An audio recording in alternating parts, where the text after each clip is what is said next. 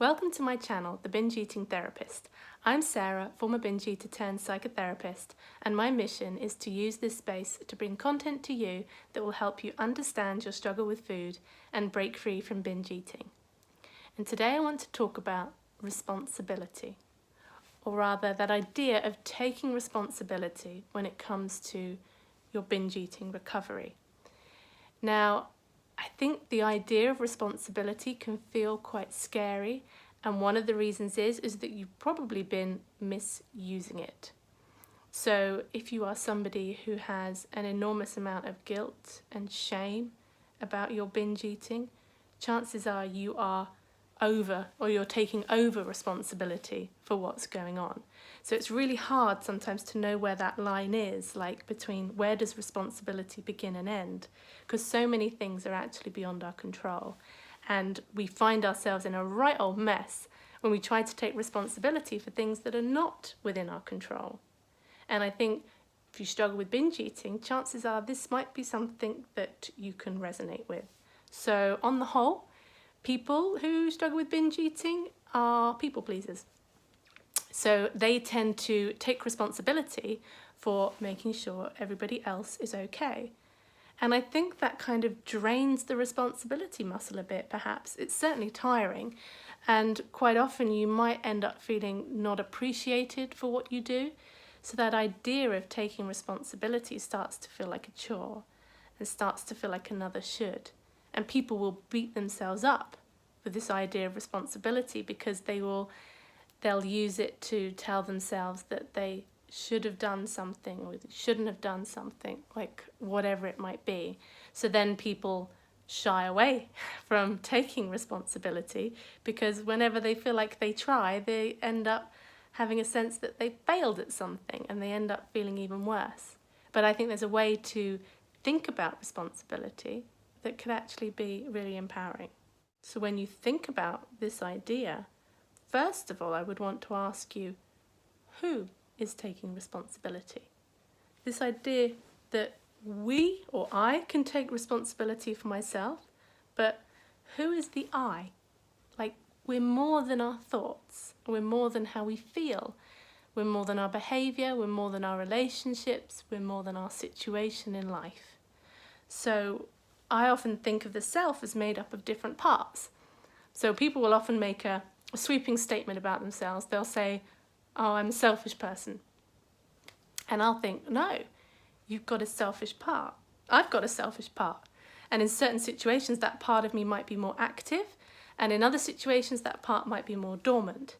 So in the past, when you've tried to take responsibility for your eating, what part of you has tried to take responsibility? Because I'll bet it's that critical part of you that tries to take responsibility, the part that says you should be able to do this and I'm going to just force a behavioural change and make myself feel really bad about it when I don't. That's the part that takes it, because it often gets associated with like a parental or an authority figure. That idea, that critical voice, tends to be someone who feels like they have a lot of power over us and over the way we feel about ourselves. So if you let that part try and take responsibility, there's a good chance that the minute you make a mistake, that part is going to be on you. That voice is going to start up in your head telling you that you're not good enough, that you're undisciplined, you're never going to be able to fix this. This is all, like, whatever it is, your flavour of self-talk. So I think it's really important that when we think about this idea of what it means to take responsibility, that we've got lots of different parts working together. So it's not this standalone concept. I think that it needs to be combined with acceptance and with self-compassion. And so firstly, the idea of self-compassion and self-kindness, for a lot of people, sounds a bit wishy-washy. For some people, it sounds like the opposite of taking responsibility because they think it means, oh, just tell yourself everything's fine, don't worry about it, you know, binge every night and feel awful and it's not a problem at all.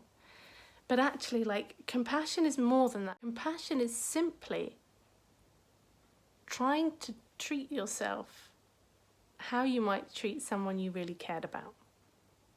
So the way you talk to yourself, someone else in your life who you really care about, I bet you wouldn't dream of talking to them the way you talk to yourself.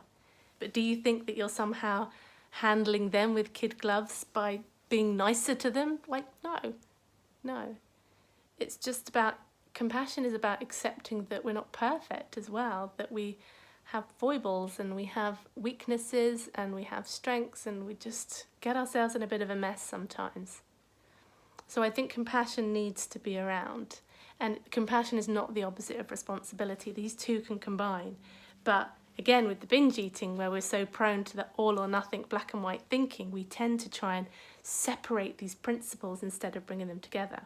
So compassion and responsibility are really good bedfellows when they're both working at the same time, as well as acceptance. And what I mean by acceptance is that idea of not picking a fight with reality.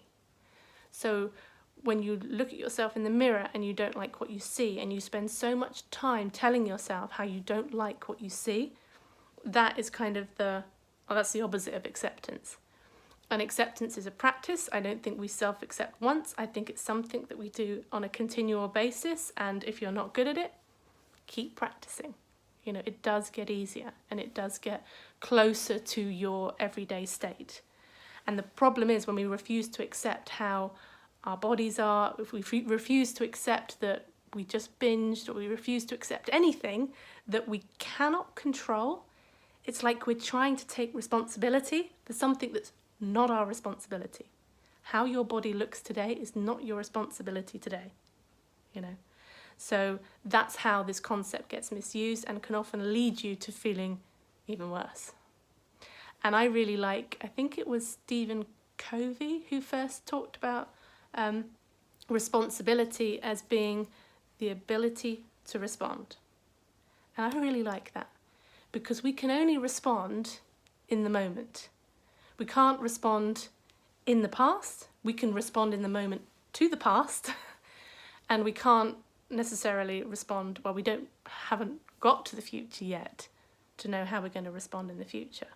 So what happens is when somebody has just binged and they feel awful about themselves, they're trying to take responsibility for something that's past, and that can't be changed. And then you'll often find you'll be making these big plans about the future and about tomorrow, and so you're trying to then take responsibility for something that hasn't even happened yet. How many times have you been going into a binge and told yourself, it's okay, this is going to be the last time.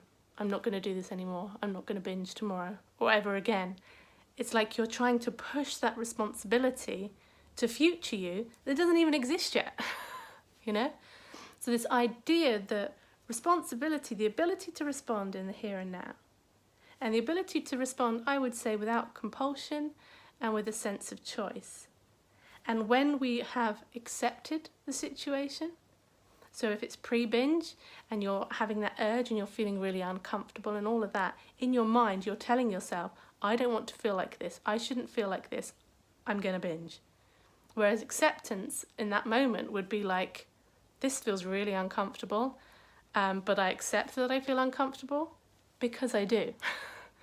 To not accept it actually makes it worse. When we accept it, quite often it passes.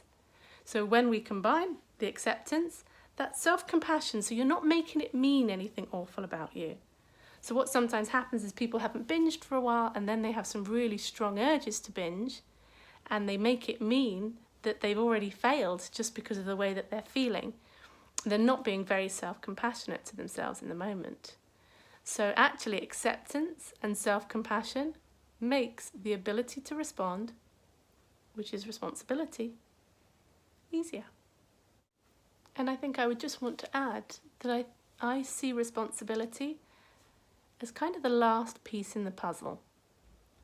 So I think the acceptance and the self-compassion has to come first. If you try to take responsibility before you've got those two in place, every time you slip up, you're going to feel worse and worse, and it's going to be harder and harder to make changes.